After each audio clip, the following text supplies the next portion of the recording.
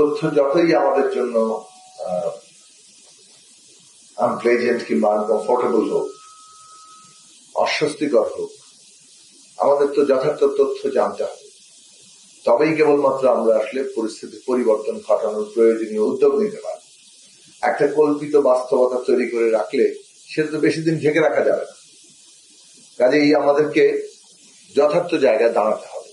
এবং যেহেতু দীর্ঘ লড়াই সংগ্রামের মধ্য দিয়ে জনগণের যে ভোটাধিকার প্রতিষ্ঠিত হয়েছে, সেই ভোটাধিকারের প্রয়োগের মধ্য দিয়ে বর্তমান সরকার 2/3 সংখ্যাগরিষ্ঠতা নিয়ে জনগণের ম্যান্ডেট নিয়ে সরকার গঠন করেছে। তাদের পরিষ্কার ঘোষিত লক্ষ্য, সেটা আন্দোলনের সময়ও ছিল, আমরা যখন যুগপৎভাবে লড়াই করেছি, তেমনি নির্বাচনের সময় ছিল, নির্বাচনের পরেও সেই ধারাবাহিকতা আছে যে বাংলাদেশের মানুষের সত্যিকার উন্নতি এবং তাদের জীবনে একটা গুণগত পরিবর্তন আনা এই সরকারের প্রতিজ্ঞা, তার প্রতিশ্রুতি, এবং সেটা অর্জন করার জন্য সর্বাত্মকভাবেই আমাদের কাজ করতে হবে। এবং সেক্ষেত্রে আমাদের বাস্তবতা যতই অস্বস্তিকর হোক, সেটা আমাদের প্রথমত গ্রহণ করতে হবে, খুঁজে বের করতে হবে, এবং সেইখান থেকে আমাদের শুরু করতে হবে কিভাবে আমরা বদলাতে পারি। সেই দিক বিবেচনায় এই তথ্যের গুরুত্ব অপরিসীম এবং যথাযথ তথ্য আমাদের দরকার। এই প্রক্রিয়া যেভাবে সম্পন্ন হয়েছে, আপনারা সবাই সময়কালগুলো জানেন। ফলে 23 শুরু, শেষ পর্যন্ত 24 ডিসেম্বরে এসে শেষ হয়েছে এবং প্রায় 16 মাস লেগেছে প্রক্রিয়া সম্পন্ন করতে, অর্থাৎ অ্যানালিসিস এবং তার থেকে নানান ধরনের ইনফারেন্স টানার জন্য সিদ্ধান্তগুলো কিংবা তথ্যগুলো আমরা যেগুলো দেখছি, কারণে একটু বেশি সময় লেগে, তবু সময়টা আসলে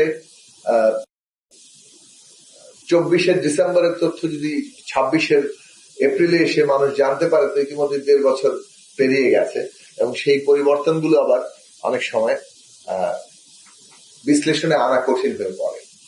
এখন যারা অর্থনৈতিক অবস্থাকে বিশ্লেষণ করবেন, আমার সামনে অর্থনীতিবিদরা আছেন, তারা যখন বিশ্লেষণ করবেন তখন তাদের খুব যথাসম্ভব রিসেন্ট তথ্য থাকা দরকার। তো এটা একটা গুরুত্বপূর্ণ নিশ্চয়ই দলিল, কারণ বাংলাদেশের অর্থনীতি বিশ্লেষণ করার জন্য এই অর্থনৈতিক সুমারি তথ্যগুলো খুবই গুরুত্বপূর্ণ। সেই গুরুত্বপূর্ণ তথ্য আরো বেশি আপডেটেড রাখা আরো বেশি আমাদের প্রয়োজন পড়বে। এবং এটা মনে হয় শুরু,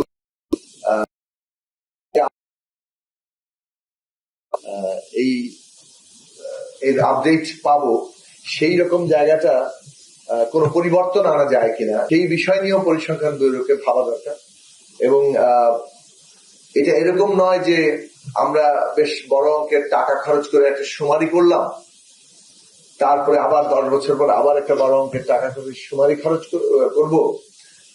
বরং যে সুমারিতে যে অর্থ ব্যয়, যে লোকবল, যে পরিশ্রম হয়েছে, যে বুদ্ধিবৃত্তিক মানে অবদান এখানে আছে, সেই সবগুলোকে আমাদের যদি আমরা বিবেচনায় নেই গুরুত্বের সাথে, তাহলে এর বছর বছর কিংবা অন্তত আরো একটা নিয়ম বিরতি ঠিক করা দরকার যে আমরা এর আপডেট কিভাবে রাখবো, ফলে এর কন্টিনিউশনটা থাকে এবং এই কন্টিনিউটির উপরে আমরা একটা জায়গায় দাঁড়াতে পারি।